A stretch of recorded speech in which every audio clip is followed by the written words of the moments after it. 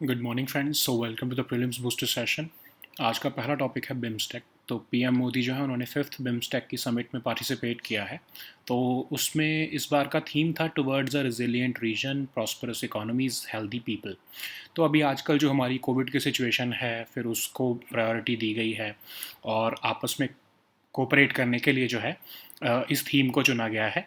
और इस बार इम्पॉर्टेंस क्यों है इस बिम्स्टेक समिट की, क्योंकि इस बार जो है बिम्स्टेक के चार्टर को भी जो है वो साइन किया गया है, अडॉप्ट किया गया है, फॉर्मलाइज किया गया है। तो बिना किसी चार्टर के कोई भी ग्रुपिंग जो है उसका कोई डिफाइंड गोल नहीं होता, कोई भी उसका एक विजन नहीं होता। तो इसीलिए आज तक ये बिना विजन के चला आ रहा था बिम्स्टेक। पहली बार जो है बिम्स्टेक के चार्टर को अडॉप्ट किया गया है। इसी समिट में ही master plan for transport connectivity को भी अडॉप्ट किया गया है कि आपस में कनेक्टिविटी कैसे बढ़ाई जा सकती है। फिर mutual legal assistance criminal matters में, उसके ऊपर भी एक कन्वेंशन अडॉप्ट किया गया है। डिप्लोमेटिक ट्रेनिंग आपस में कैसे कराई जा सकती है, इसको भी अडॉप्ट किया गया है।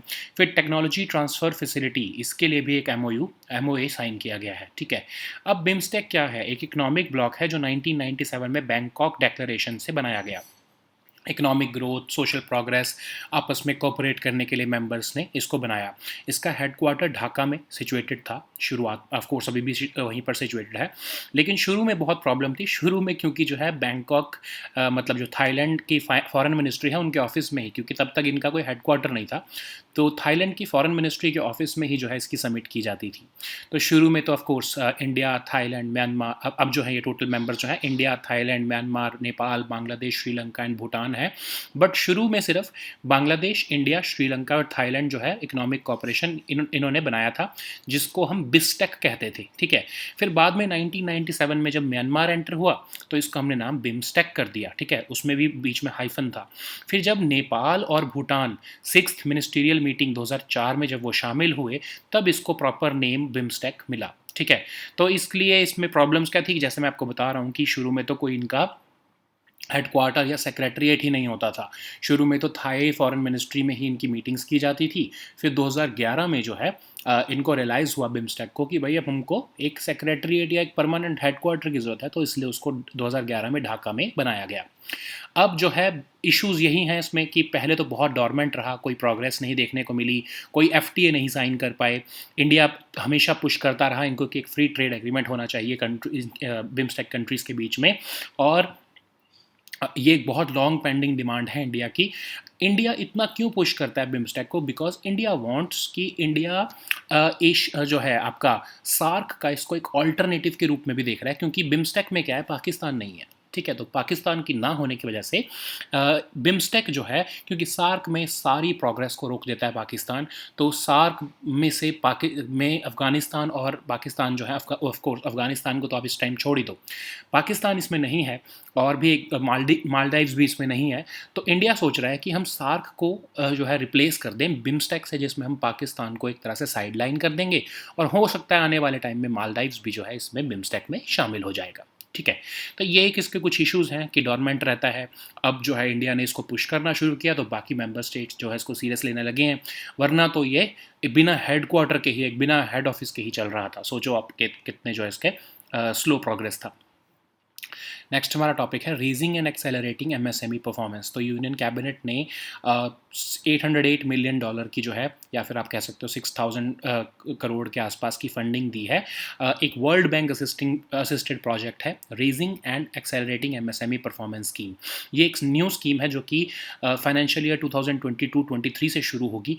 और ये आपके इसका थोड़ा बैकग्राउंड देखना पड़ेगा कि पहले जब कोविड का लॉकडाउन आया था तो आपके एमएसएमई सेक्टर बहुत सफ़र किया था। स्लो जो आपकी स्मॉल इकोनॉमीज़ हैं, स्मॉल एंटरप्राइजेज़ हैं, जो छोटी कंपनीज़ हैं या छोटे जो बिजनेसेस हैं, उन्होंने बहुत सफ़र किया था। तो एक कमेटी बनाई गई थी, यूके सिन्हा जी की कमेटी, फिर एक केवी कामर्ट कमेटी भी बनाई गई थी। उसके बाद इकोनॉमिक एडवाइजरी काउंसिल जो है प्राइम मिनिस्टर की, उन्होंने भी ये रिकमेंड किया कि एक हमको एमएसएमईज़ के लिए कुछ अलग से करना चाहिए।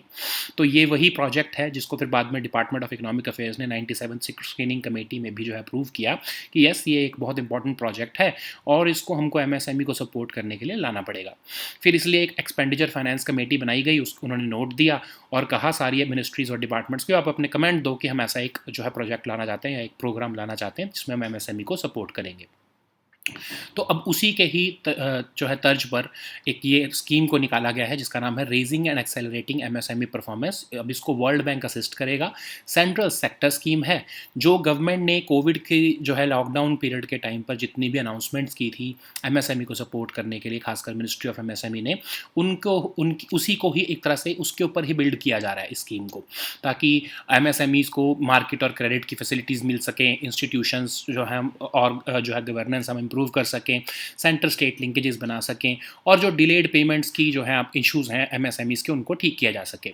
तो बेसिकली ओवरऑल आपको 360 डिग्री सपोर्ट देना है एमएसएमई को, ताकि एमएसएमई आपको पता है सबसे ज़्यादा जो है वो एम्प्लॉयमेंट जनरेट करते हैं और सबसे ज़्यादा सफ़र भी उन्होंने ही किया है कोविड के टाइम पर, तो इसलिए उनको सपोर्ट के लिए प्रोग्राम बनाया गया है।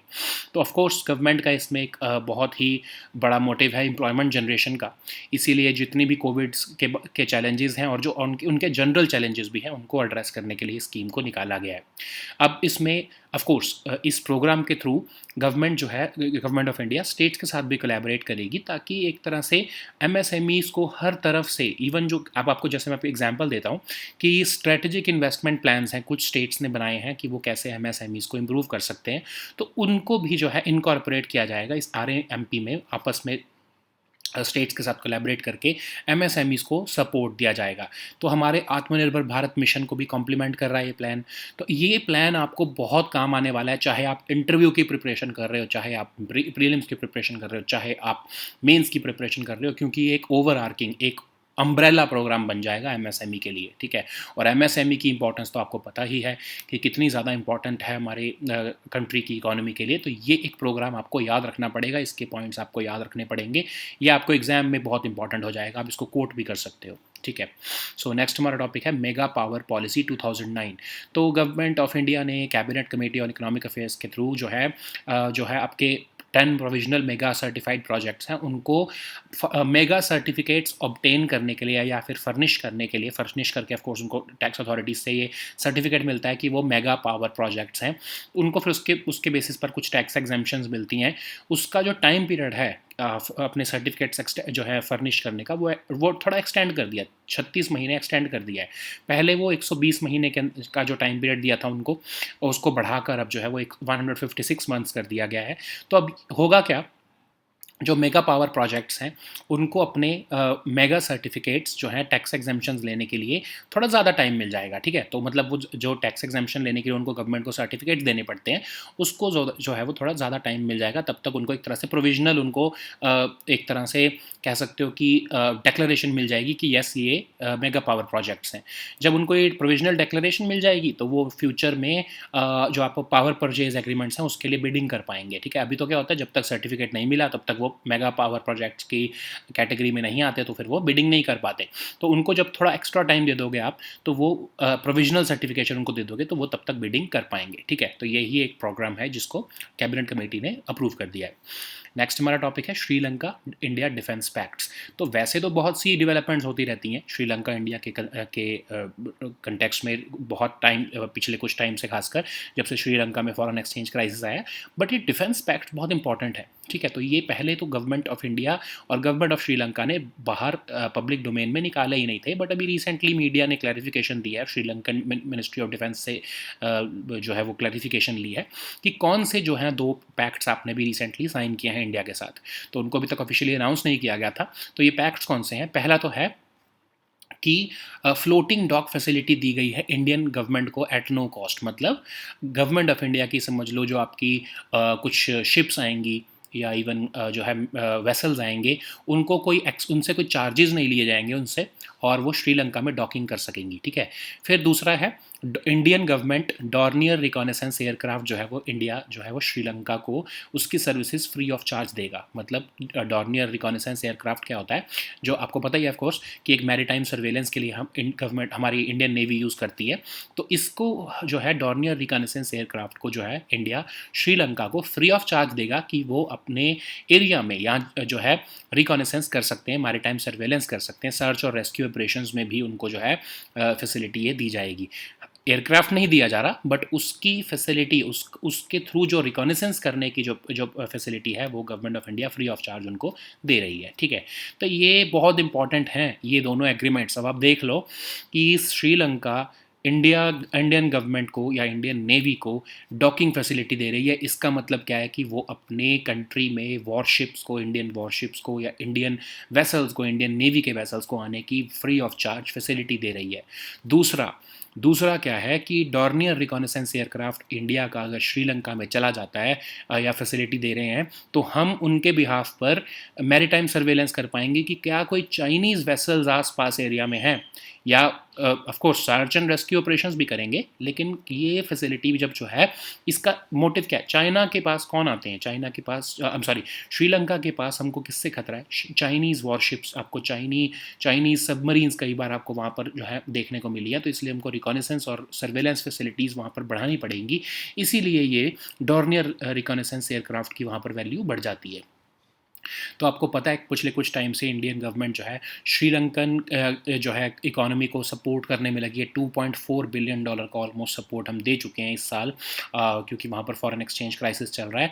तो ये जो है ये फैसिलिटीज़, अब आप कह सकते हो कि उनके क्राइसिस का ये एक जो है हमको वो एक तरह से, क्योंकि उनके हम क्राइसिस में उनकी हेल्प कर रहे हैं, तो वो हमारे सिक्योरिटी कंसर्न्स को एड्रेस करने के लिए वो हमसे ये फैसिलिटीज़ ये हमको देने को तैयार हुए हैं। ठीक है, सो नेक्स्ट हमारा टॉपिक है कॉन्डोर्स। कॉन्डोर्स क्या है कि इंडियन नेवी ने सेकंड स्क्वाड्रन जो है P8I long range maritime petrol aircraft का जो है वो कमीशन कर लिया। तो उसको जो उस सेकंड स्क्वाड्रन का नाम उन्होंने रखा है कॉन्डोर्स। ठीक है, जो कि INS हंसा पे, जो कि है आपकी Indian navy naval vessel, Indian naval ship, I am sorry, Hansa में उसको गोवा में कमीशन किया गया है। तो ये जो आपके इंडियन नेवल एयर स्क्वाड्रॉन्स जो है 4 P8I एयरक्राफ्ट, ये हमने 2016 में लिए थे $1 बिलियन के। अब इनको जो है कमीशन कर लिया गया है। तो इस स्क्वाड्रन का नाम जो है कॉन्डोर रखा गया। तो हम देखते हैं कॉन्डोर्स भी क्या होते हैं। पहले हम तो देखते हैं कि P8I पेट्रोल एयरक्राफ्ट क्या है। ठीक है, तो ये long range multi mission maritime petrol aircraft है जिसको बोइंग ने बनाया है। ठीक है, तो इसका ये एक तरह से नेवल वेरिएंट है किस चीज़ का? P8A पोसेडॉन multi mission maritime aircraft का। ठीक है, तो ये anti submarine warfare, anti surface warfare, intelligence gathering, maritime patrolling, surveillance, reconnaissance के सारे मिशंस कर सकता है।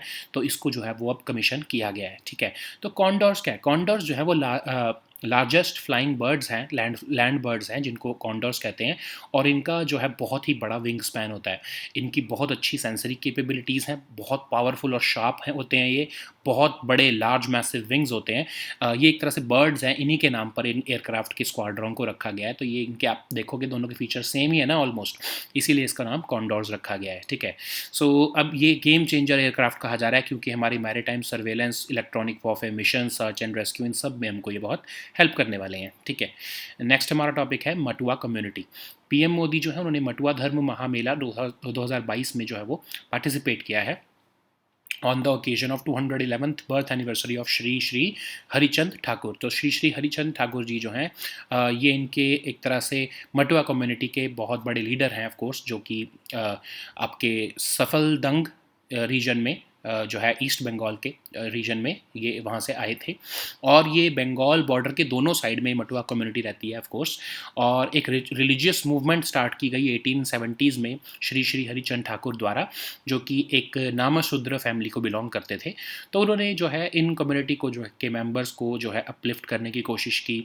और मटुआ फेडरेशन भी बनाई गई 1915 में। फिर जो है ये कम्युनिटी को जो है वहाँ पर परसिक्यूट किया जाने लगा जब बांग्लादेश में, या वेस्ट बंगाल उस टाइम पर था of course, I am sorry east Bengal जब था ये उस टाइम पर।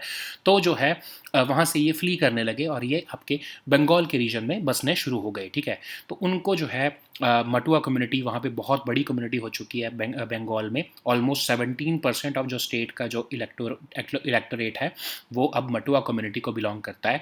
ये आपके नाडिया, हावड़ा, कूच बिहार, मालदा डिस्ट्रिक्ट्स में जो है इनकी सिग्निफिकेंट प्रेजेंस है। ठीक है, तो इनको ये आपके जो है वेस्ट बंगाल की सेकेंड लार्जेस्ट SC पॉपुलेशन में आते हैं मटुआ कम्युनिटी। ठीक है, सो श्री श्री हरिचंद ठाकुर जी के बारे में भी थोड़ा सा देख लेते हैं। तो उन्होंने अपनी पूरी लाइफ जो है अप्रेस्ड, डाउन ट्रॉडन और डिप्राइव पर्सनस को जो है अपलिफ्ट करने में लगा दी। ओराकांडी से ये ओरिजिनेट की इन्होंने ये मूवमेंट। और ये बांग्लादेश में भी फैलाई। फिर ऑफ कोर्स मटुआ धर्म को इन्होंने फॉर्मुलेट किया। ये श्री श्री हरिचंद ठाकुर जी को इसी का श्रेय जाता है। ठीक है, नेक्स्ट हमारा टॉपिक है मार्टिर। तो अभी मिनिस्ट्री ऑफ डिफेंस ने पार्लियामेंट में क्लैरिफाई किया है कि इंडियन आर्म्ड फोर्सेस जो है मार्टिर शब्द का यूज़ नहीं करती है उन पर्सोनल के लिए जो अपनी सेक्रीफाइस दे देते हैं कंट्री के लिए on the line of duty. ठीक है, तो लगभग एक डेकेड से ये कंट्रोवर्सी चल रही है कि वर्ड मार्टिर क्यों नहीं यूज़ किया जाता। तो गवर्नमेंट ऑफ इंडिया जो है कहीं पे भी इसको डिफाइन नहीं करती, कोई भी ऑफिशियली इसको यूज़ नहीं किया जाता है, क्योंकि मार्टिर और शहीद जो शब्द है वो government of India of course इसको यूज़ नहीं करती। क्यों नहीं यूज़ करती? क्योंकि इसके रिलीजियस कॉनोटेशंस हैं। मार्टिर शब्द का मतलब क्या होता था? ठीक है, मार्टिर वो लोग होते थे जो क्रिश्चियनिटी के लिए अपनी जान दे देते थे। और शहीद भी जो होते हैं, शहीद कौन थे? जो शहादत का कंसेप्ट है इस्लाम में। तो मतलब जो लोग धर्म के लिए अपनी जान देते थे उनको मार्टिर या फिर शहीद कहा जाता था। लेकिन हमारी इंडिया की आर्म्ड फोर्सेस धर्म की युद्ध थोड़ी लड़ रही हैं, किसी धर्म के लिए थोड़ी लड़ रही हैं, वो तो देश के लिए लड़ रहे हैं। तो इसलिए उनको उनके लिए ये रिलीजियस कॉनोटेशन वाले शब्द जो हैं वो इस्तेमाल नहीं किए जाते, क्योंकि अब ऑफ कोर्स हमारी कंट्री जो है एक सेक्युलर कंट्री है और हमारी जो डिफेंस फोर्सेस हैं वो नेशन के लिए फाइट करती हैं, तो उनके लिए ये धर्म के से रिलेटेड शब्द जो है वो इस्तेमाल नहीं किए जाते, चाहे वो मार्टर शब्द हो चाहे वो शहीद शब्द हो। ठीक है, so now let us see all these topics in English. So the first topic is BIMSTEC. So PM Modi has recently participated in the fifth BIMSTEC summit. So it was of course it was of course hosted by Sri Lanka, who is the current chair of BIMSTEC. But of course, this meeting was held in a virtual format, and the theme for this year's summit, the fifth summit, is towards a resilient region, prosperous economies, healthy people. So it captures the current priorities of the member states, and BIMSTEC is moving ahead one step with this particular summit because we have now adopted and signed the BIMSTEC charter. So just imagine that since 1997 this BIMSTEC was operating without even a charter. So now this time it has been adopted. Now the mistake has been corrected, and the required push has been given to the BIMSTEC. Okay, so it has also adopted the master plan for transport connectivity between the member states. Apart from that, 3 other conventions or memorandums were signed, like for the mutual legal assistance, diplomatic training, as well as for the technological transfer facility. So what is BIMSTEC? So it is of course an economic bloc which was envisioned in 1997 through the Bangkok Declaration, and it aims to accelerate economic growth and social progress among member states.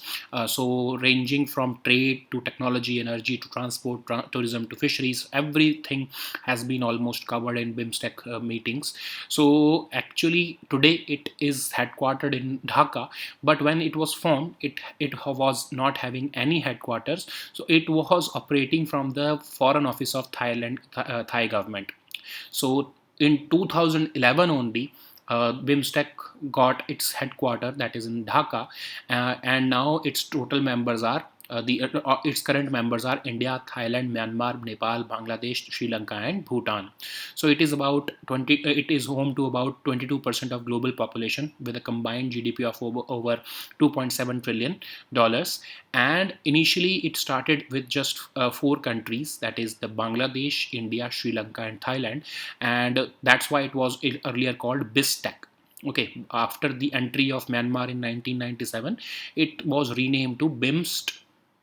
Okay, so but after in 2004, when Nepal and Bhutan also joined this group, it was named as BIMSTEC, which is the current one. So of course it has made considerable progress since 1997, but even then this progress has been half-hearted, because like I was telling you that it was very dormant in the initial years, and even after several pushes by Indian government, the member states were not willing to sign the free trade agreement between themselves. So BIMSTEC did not even have an official headquarters, and only in 2011 Dhaka was chosen as the headquarters for BIMSTEC. And even in 2018, India was aggressively pushing for the long pending FTA among BIMSTEC nations. But of course, differences emerged between India and Thailand, so the process was stalled. Okay, why India is pushing so much for BIMSTEC? Because it has observed that in SAARC, that is SAARC, in SAARC, Pakistan plays a spoil sport and it does not cooperate with member states. So India wants to virtually replace, not actually replace, but virtually replace SAARC with BIMSTEC, so that almost all members of SAARC, almost all, not of course, apart from Pakistan, Afghanistan and Maldives are not members of BIMSTEC, but mostly all other members are participants of BIMSTEC. So India basically wants to move away from SAARC towards BIMSTEC, because it is also covering a wider region than just SAARC. So now let us see the next topic, which is raising and accelerating MSME performance. So this scheme, this project or this program has been given approval by the Union Cabinet recently, and it is a 6,000 crore project or a program. It is also being assisted by the World Bank, and the scheme is basically aimed to uplift the MSMEs. Okay, so you know that micro, small, and medium enterprises are the key to job generation in India, and that's why when the COVID-19 lockdown came, they suffered a lot during the first lockdown and even subsequently. So the government formulated several committees like the UK Zina Committee, KV Kamath Committee, and even the Economic Advisory Council to the Prime Minister was asked about how the government can help these MSME sector. So all of them almost made similar recommendations, and this was the scheme which was suggested. So the Department of Economic Affairs in its 97th screening committee also approved the preliminary proposal for this ramp scheme, and later on expenditure finance committee note was also prepared that we want to pursue this ramp scheme, and that's why it was circulated to all the ministries and departments for obtaining their comments. And now after the entire exercise or a bureaucratic exercise has been completed, now this scheme is being launched. Of course, it's a World Bank assisted scheme and it's a central sector scheme, and it will of course further the COVID-19 lockdown period announcements that the government made in the Atmanirbhar Bharat package, especially the interventions or recovery interventions which were made by the Ministry of MSME. And the program will of course aim to improve market access and credit facilities for the MSMEs. Institutional and governance reforms will also be made at the center and state level.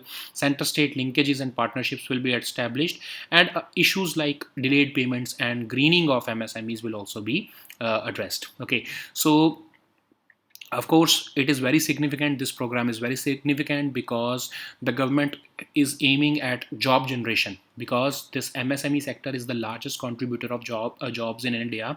So that's why we want to give it a push through this RAMP scheme, and it will also formalize this sector and so that it can have a higher impact. So several states already have their own strategic investment plans for this MSME sector.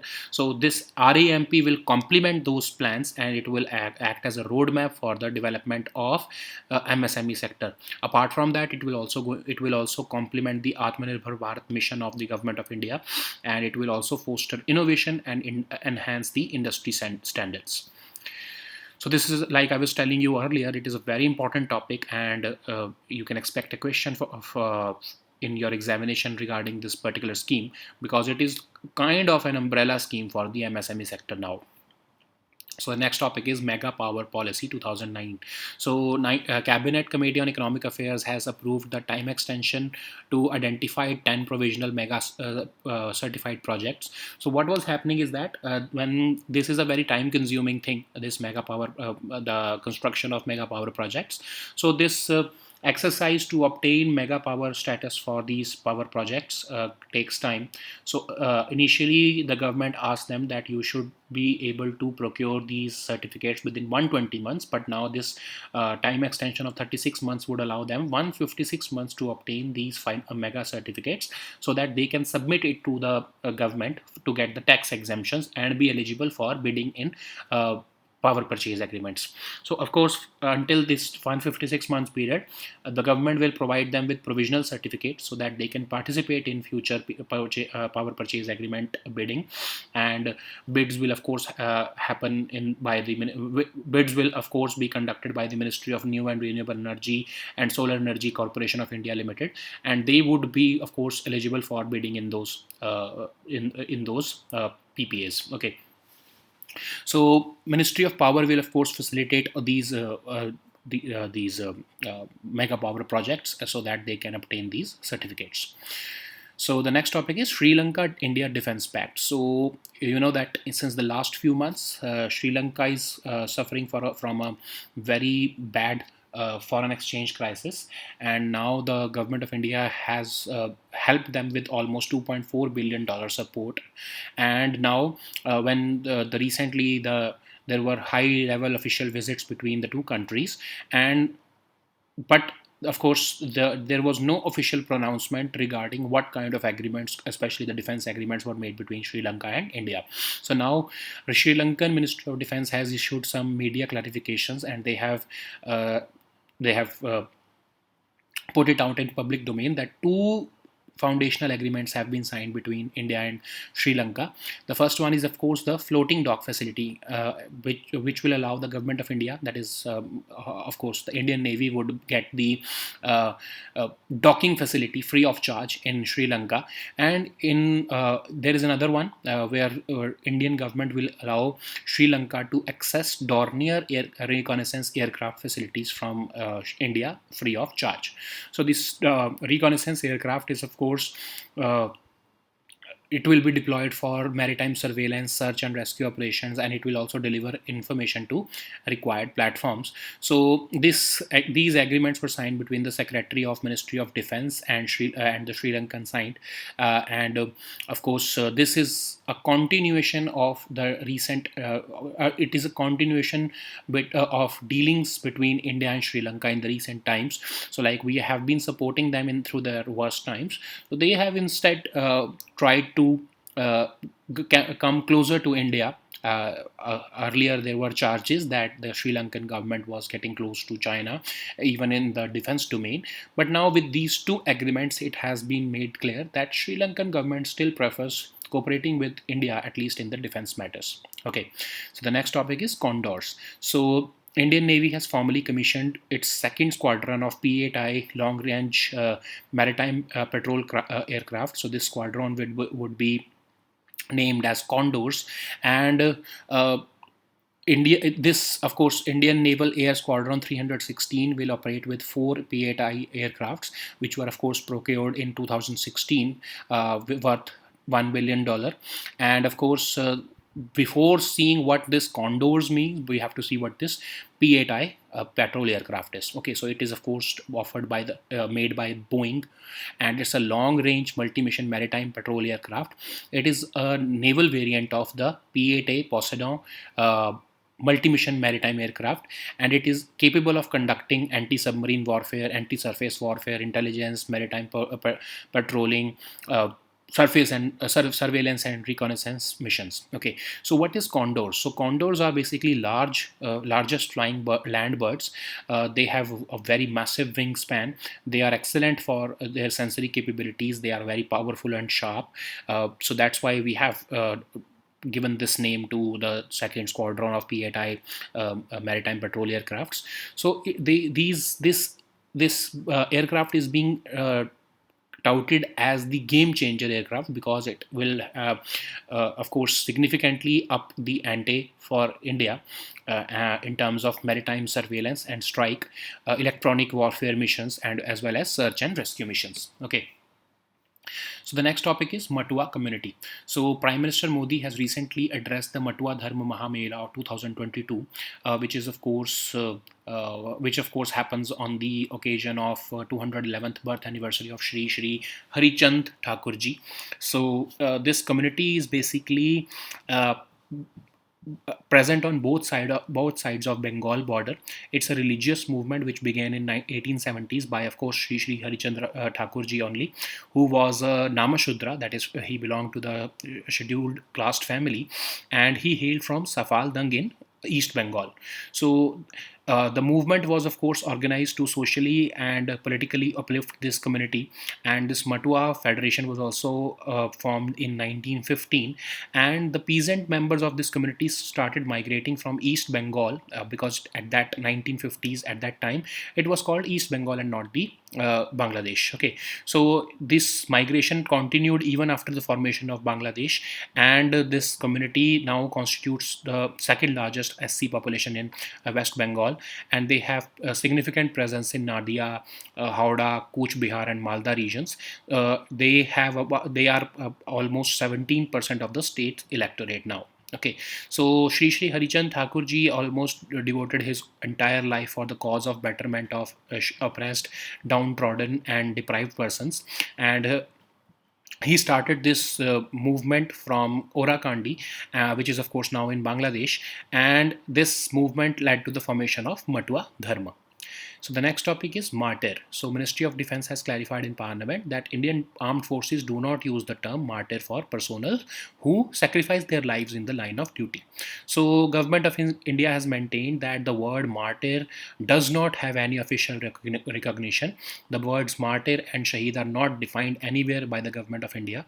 Why we do not use these terms? Because they have religious connotations. So martyrs were those people who made sacrifice for their religious beliefs, especially in Christianity. Okay. Similarly, the word Shaheed is taken from the concept of Shahadat in Islam, but because the armed forces of Union of India are not associated with any particular religion, and they do not lay down their lives for religious principles, that's why the Indian armed forces and even the Central Armed Police Forces and Assam Rifles do not use these terms because they have, of course, religious connotation. Okay.